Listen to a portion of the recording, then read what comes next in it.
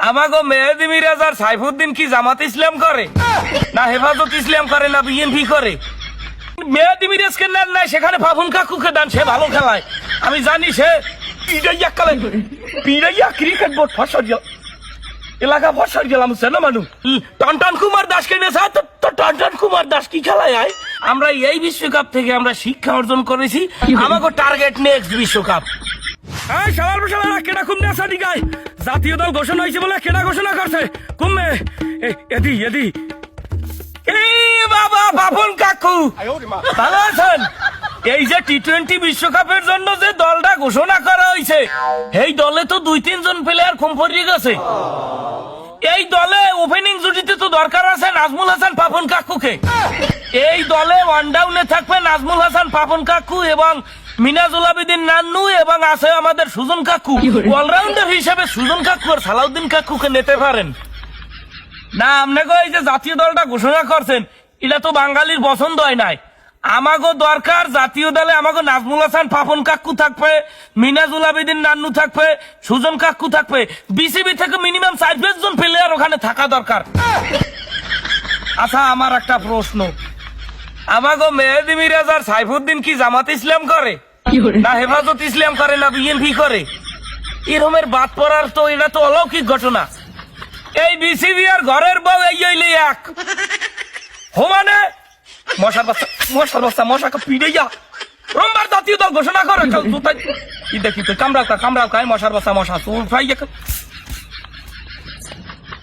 যাই হোক, বিসিবি আর ঘরের বউ এই হইলে হোমান কিল্লিকে কইছি প্রত্যেক ফিরে একটা না একটা আইকে বাজাইবে। আমরা যতই ভালো পান, যত যাই করেন, আইকে একটা থাকবি, বুঝলেন? গত বিশ্বকাপে মাহমুদুল্লাহ নিয়ে একটা সমালোচনা হয়েছে না?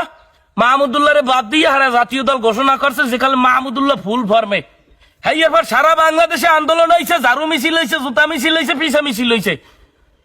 এইবার কয় কি কয় আমাকে টার্গেট এলি নেক্সট বিশ্বকাপ আইসে। এই বিশ্বকাপে এবার মেহেদি মিরাজ আর সাইফুদ্দিন নাই।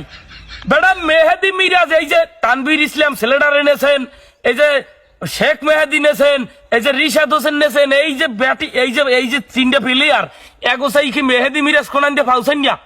মেহেদি মিরাজের আমরা ধরিয়ে রাখছি ভবিষ্যৎ সাকিব আল হাসান, ভবিষ্যৎ নাম্বার 1 অলরাউন্ডার, ভবিষ্যৎ ক্যাপ্টেন। সেই ভবিষ্যৎ ক্যাপ্টেন জাতীয় দলে চান্স পায় নাই।